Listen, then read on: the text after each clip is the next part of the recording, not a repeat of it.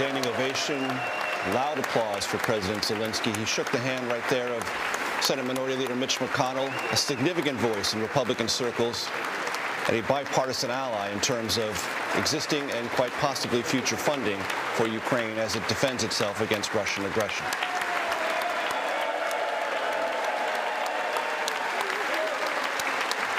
Thank you so much.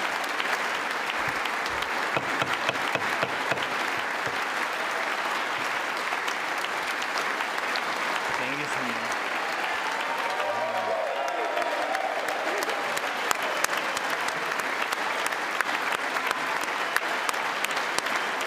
Героям слава.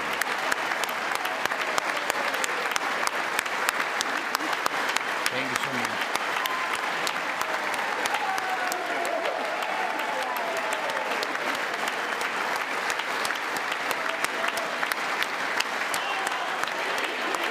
Героям слава.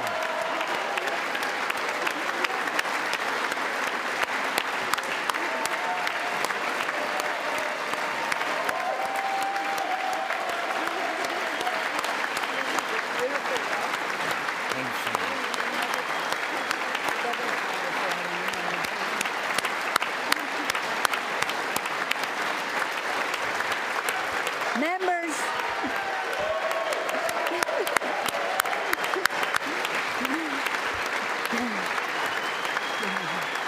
members of Congress, I think it's too much. I think it is. Members of Congress, I have the high privilege and the distinct honor of presenting to you His Excellency Volodymyr Zalensky, President of the Ukraine.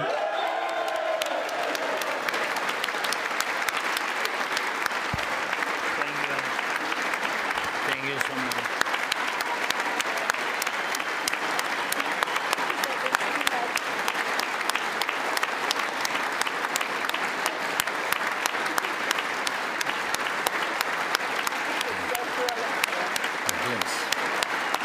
Thank you so much.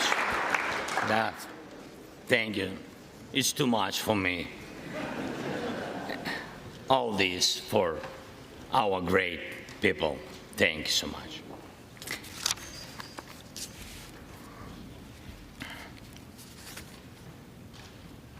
Dear Americans, in all states, cities, and communities, all those who value freedom and justice, who cherish it as strongly as we Ukrainians, in all our cities, in each and every family, I hope my words of respect and gratitude resonate in each American heart. Madam Vice President, I thank you for your efforts in helping Ukraine. Madam Speaker, you bravely visited Ukraine during the full-fledged war. Thank you very much. A great honor. Thank you.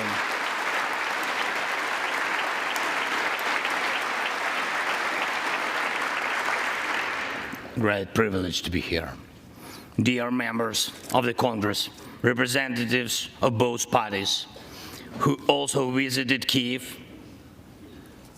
esteemed congressmen and senators from both parties who will visit Ukraine, I'm sure, in the future. Dear representatives of diaspora,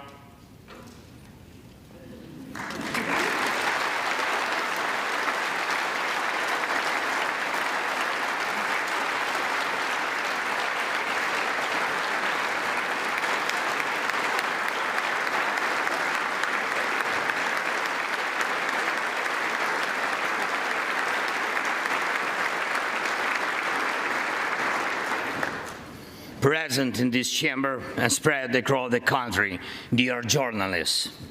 It's a great honor for me to be at the US Congress and speak to you and all Americans.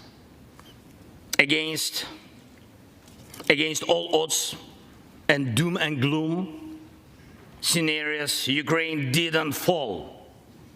Ukraine is alive and kicking.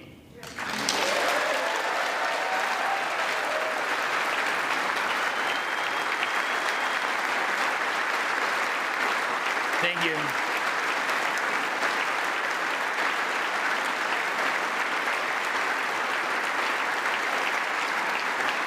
And it gives me good reason to share with you our first joint victory.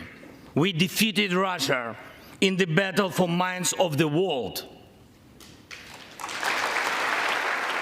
We have no fear, nor should anyone in the world have it. Ukrainians gained this victory, and it gives us courage, which inspires the entire world.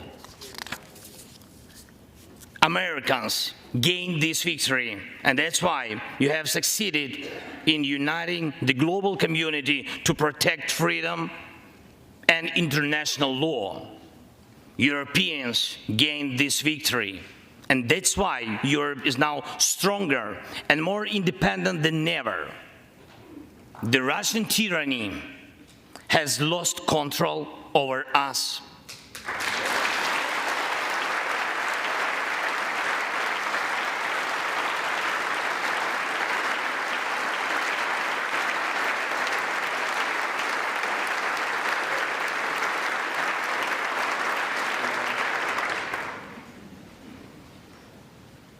And it will never influence our minds again. Yet, we have to do whatever it takes to ensure that countries of the Global South also gain such victory.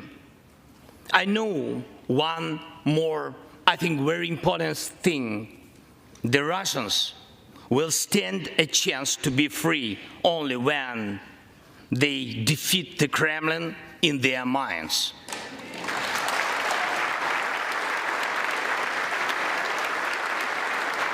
Yet, the battle continues, and we have to defeat the Kremlin on the battlefield. Yes, this battle is not only for the territory, for this or another part of Europe. The battle is not only for life, freedom, and security of Ukrainians or any other nation which Russia attempts to conquer.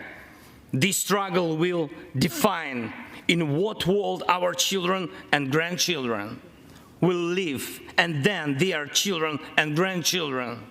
It will define whether it will be a democracy of Ukrainians and for Americans for all. This battle cannot be frozen or postponed. It cannot be ignored, hoping that the ocean or something else will provide a protection.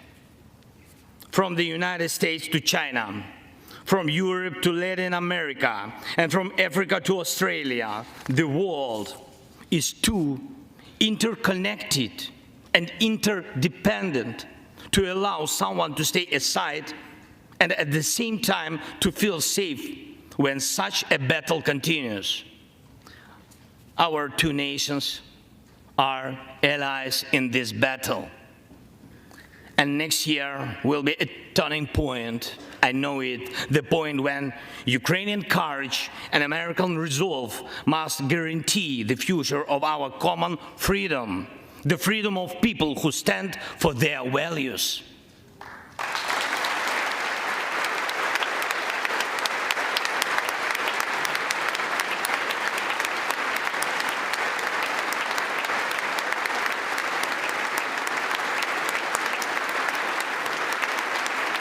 Ladies and gentlemen, Americans, yesterday before coming here to Washington, D.C., I was at the front line in our Bakhmut, in our stronghold in the east of Ukraine, in the Donbass. The Russian military and mercenaries have been attacking Bakhmut non-stop since May. They have been attacking it day and night, but Bakhmut stands.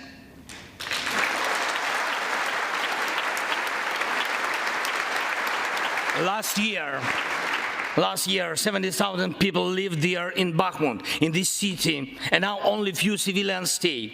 Every inch of that land is soaked in blood. Roaring guns sound every hour. Trenches in the Donbass change hands several times a day in fierce combat, and even-hand fighting, but the Ukrainian Donbas stands.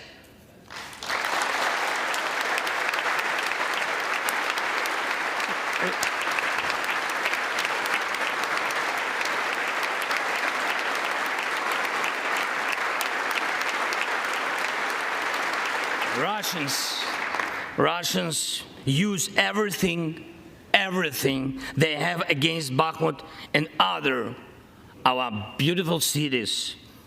The occupiers have a significant advantage in artillery. They have an advantage in ammunition. They have much more missiles and planes than we ever had. And it's true, but our defense forces stand.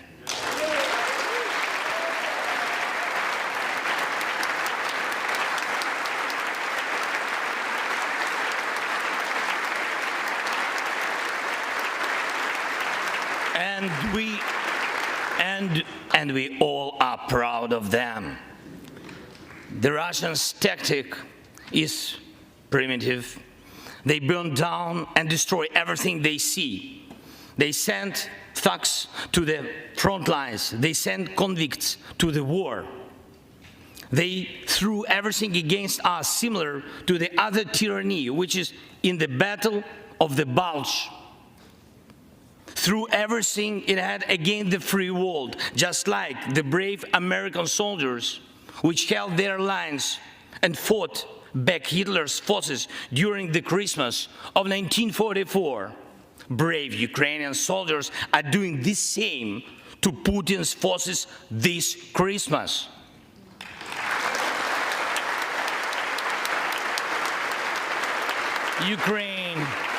Ukraine holds its lines and will never surrender.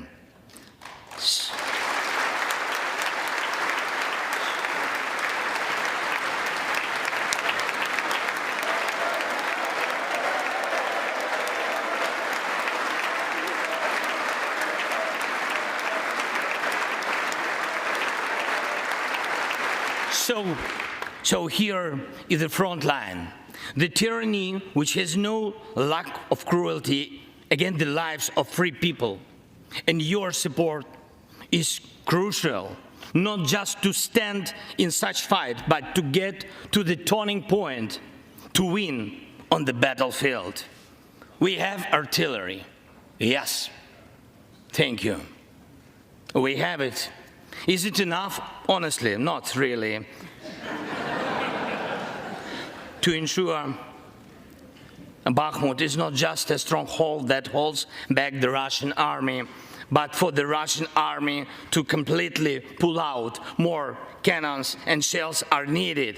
If so, just like the Battle of Saratoga, the fight for Bakhmut will change the trajectory of our war for independence and for freedom.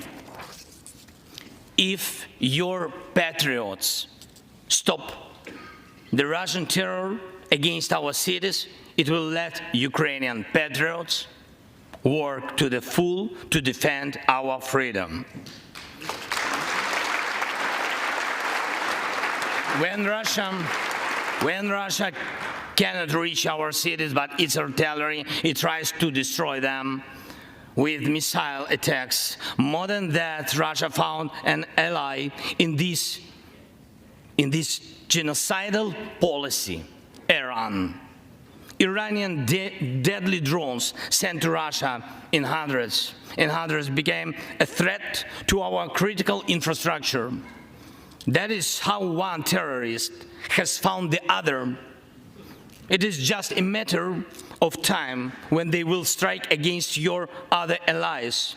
If we do not stop them now, we must do it.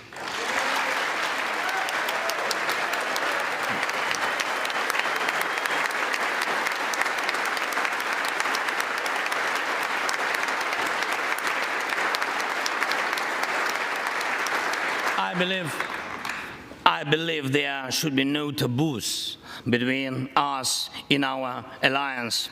Ukraine never asked the American soldiers to fight on our land instead of us. I assure you that Ukrainian soldiers can perfectly operate American tanks and planes themselves.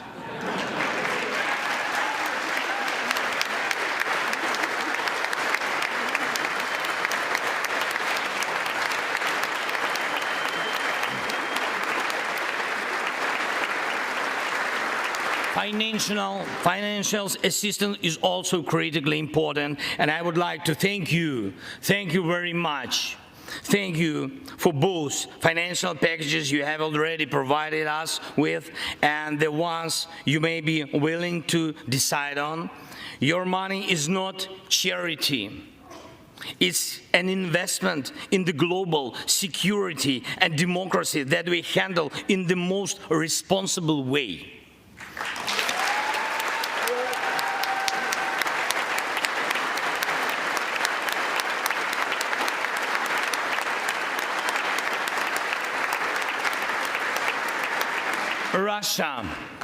Russia could stop its aggression, really, if it wanted to, but you can speed up our victory.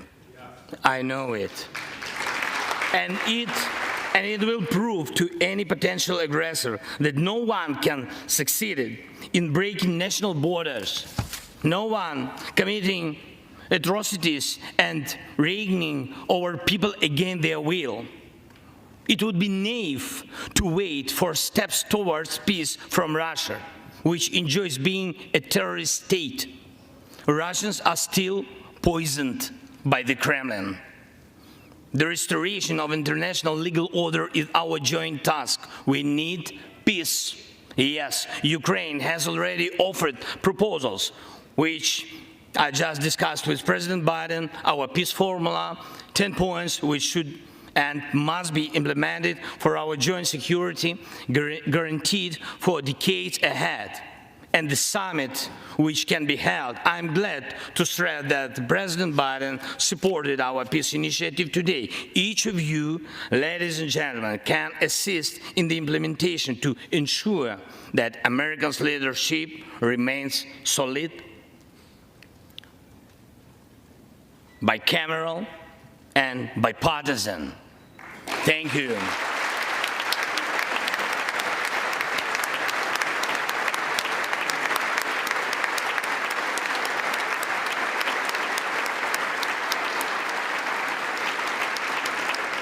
You can strengthen sanctions to make Russia feel how ruinous its aggression truly is.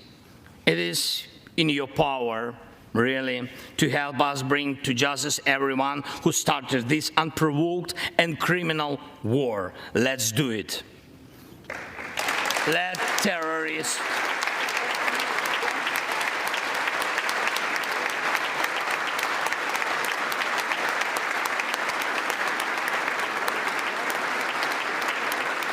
let the terrorist state be held responsible for its terror and aggression, and compensate all losses done by this war. Let the world see that the United States are here. Ladies and gentlemen, Americans, in 2 days, we will celebrate Christmas, maybe candlelit. Not because it's more romantic, no, but because there will be no electricity. Millions won't have neither heating nor running water. All of these will be the result of Russian missile and drone attacks on our energy infrastructure. But we do not complain. We do not judge and compare whose life is easier. Your well-being is the product of your national security, the result of your struggle for independence and your many victories. We, Ukrainians, will also go through our war of independence and freedom with dignity and success.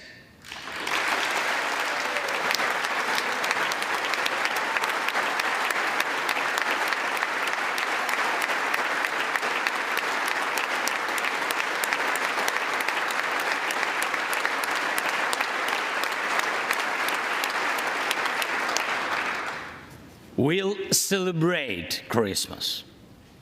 Celebrate Christmas, and even if there is no electricity, the light of our faith in ourselves will not be put out.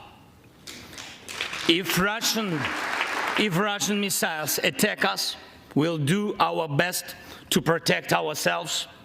If they attack us with Iranian drones and our people will have to go to bomb shelters on Christmas Eve, Ukrainians will still sit down at the holiday table and cheer up each other. And we don't have to know everyone's wish, as we know that all of us, millions of Ukrainians, wish the same: victory. Only victory.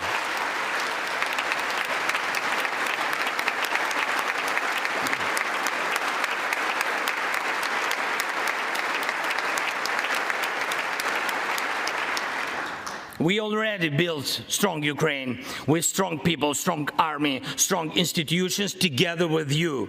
We developed strong security guarantees for our country and for entire Europe and the world together with you. And also together with you, we'll put in place everyone who will defy freedom.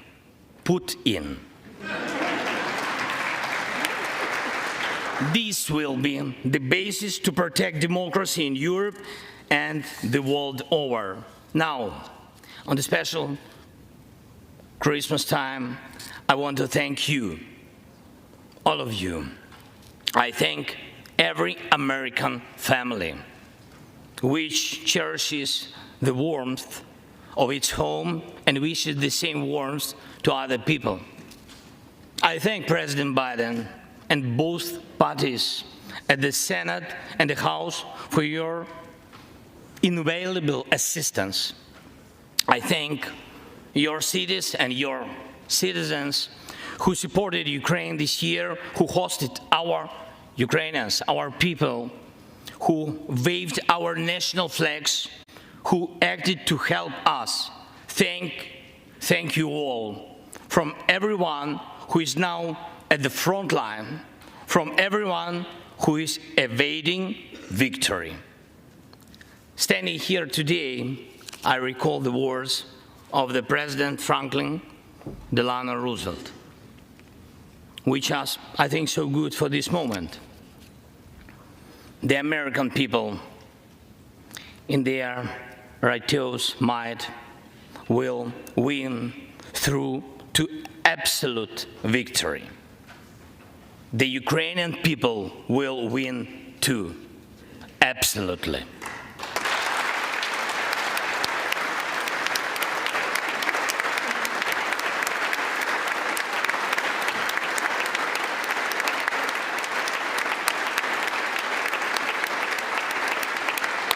I know that everything depends on us, on Ukrainian armed forces, yet so much depends on the world. So much in the world depends on you. When I was in Bakhmut yesterday, our heroes gave me the flag, the battle flag, the flag of those who defend Ukraine, Europe, and the world at the cost of their lives. They asked me to bring this flag to you, to the US Congress, to members of the House of Representatives and senators whose decisions can save millions of people. So let these decisions be taken. Let this flag stay with you, ladies and gentlemen. This flag is a symbol of our victory in this war. We stand, we fight, and we will win because we are united, Ukraine and the entire free world.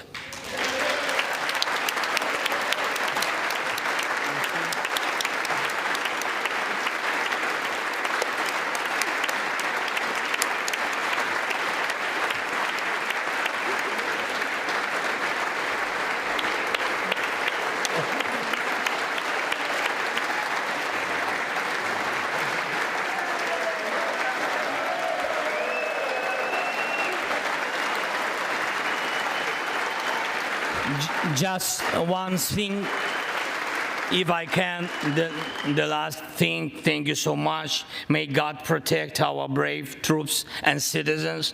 May God forever bless the United States of America. Merry Christmas and happy, victorious New Year. Slava Ukraini!